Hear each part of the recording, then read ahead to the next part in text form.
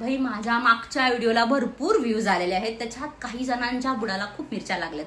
खरं सांगते, माझा त्या व्हिडिओचा पर्पज असा नाहीये जसा काही लोकांनी घेतलेला आहे. ॲरोगन्सपणाबद्दल बोलली आहे मी. कारण काही लोक, तू तुझ्या आई बापाच्या घरात 22 वर्ष छपराच्या घरात राहिली तर माझ्यासोबत 4 वर्ष रेंटवर राहू शकते. भाऊ ती कुठेही राहील रे, तिचं प्रेम असतं ना, ती रस्त्यात राहायला तयार आहे. अशाही मुली असतात. नाही, प्रेमात असतं ते, पण मी ॲरोगन्स बद्दल बोलली. आणि दुसरी महत्वाची गोष्ट, त्याचा पर्पज असा नाही की रिच मुलगा बघून लग्न करा.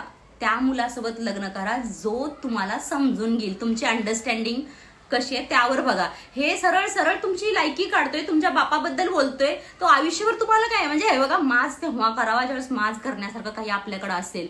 घरात काहीच नाहीये तरी भाऊचा माज एवढा मोठा नसतं. म्हणजे आपली संस्कृती ही पुरुष प्रधान आहे आणि पुरुषांना आवडतं ना बायांना कल्चर दाखवणं, बाई कशी साडीतच असावी, सुंदर व्यवस्थित चापून चुपून.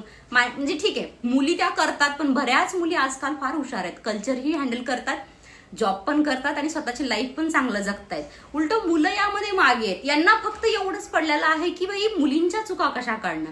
हे फार काही जणांचा असा एक टास्क आहे. म्हणजे काही नाही, मुलींनी कपडे बदलले की कल्चर खराब झालं आणि स्वतः किती कल्चरच्या अकॉर्डिंगली राहतात. असा कुठला मुलगा आहे जो कल्चरच्या वेमध्ये त्याचा ड्रेसिंग सेन्स आहे?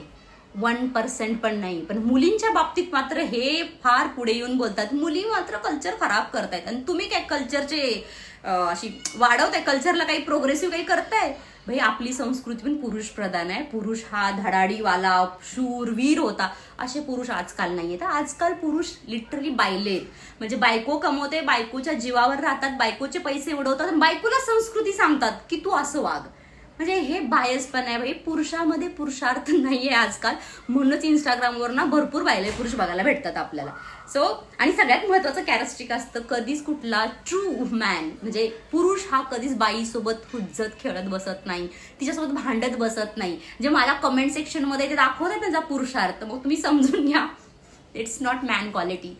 मुलांचं असं असतं ना की भाई चला असतील तिचे विचार, लिव्ह इट असं असतं. पण हे पुरुष नाहीये, हे लिटरली बायलीपणा असतं, मुलीसोबत भांडत बसणं. सिरियसली.